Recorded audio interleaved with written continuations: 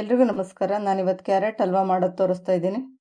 ಇಲ್ಲಿ ಅರ್ಧ KG carrot ತೊಗೊಂಡಿದ್ದೀನಿ, 250 ಗ್ರಾಮ್ ಸಕ್ಕರೆ ತೊಗೊಂಡಿದ್ದೀನಿ, 250 ಗ್ರಾಮ್ ಹಾಲು ತೊಗೊಂಡಿದ್ದೀನಿ, 2 ಟೇಬಲ್ ಸ್ಪೂನು ಹಾಲಿನ ಪುಡಿ ತೊಗೊಂಡಿದ್ದೀನಿ, ಸ್ವಲ್ಪ ದ್ರಾಕ್ಷಿ ಗೋಡಂಬಿ, ಬಾದಾಮಿ, ಏಲಕ್ಕಿ, ಸ್ವಲ್ಪ ತುಪ್ಪ ತೊಗೊಂಡಿದ್ದೀನಿ.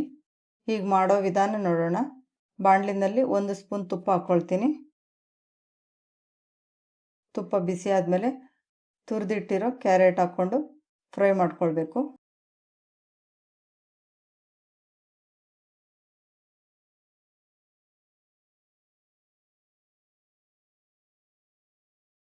ತುಪ್ಪದಲ್ಲೇ 5 ನಿಮಿಷ ಫ್ರೈ ಮಾಡ್ಕೊಳ್ಬೇಕು.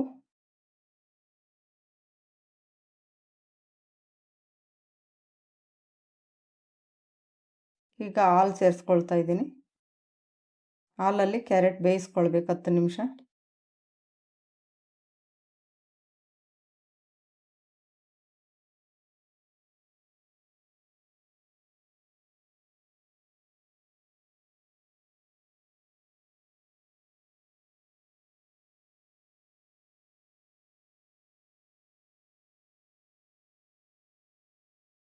ಹಾಲಲ್ಲಿ ಕ್ಯಾರೆಟ್ ಬೆಂದು ಸಾಫ್ಟ್ ಆದಮೇಲೆ ಸಕ್ಕರೆ ಸೇರಿಸ್ಕೊಳ್ತಾ ಇದ್ದೀನಿ.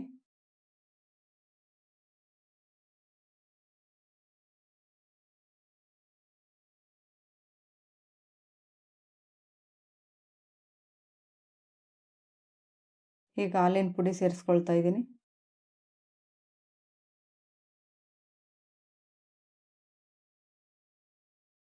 ಹಾಲಿನ ಪುಡಿ ಹಾಕೋದ್ರಿಂದ ತುಂಬ ರುಚಿಯಾಗಿರುತ್ತೆ ಕ್ಯಾರೆಟ್ ಹಲ್ವಾ.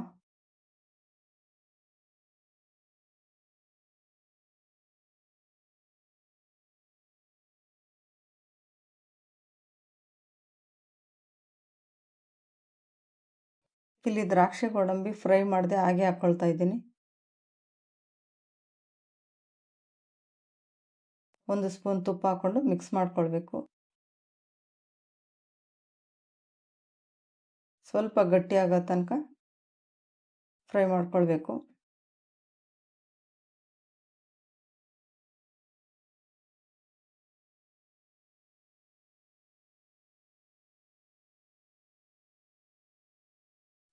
ಸಾಫ್ಟಾಗಿ ರುಚಿಯಾಗಿರೋಂಥ ಕ್ಯಾರೆಟ್ ಹಲ್ವಾ ರೆಡಿಯಾಗಿದೆ.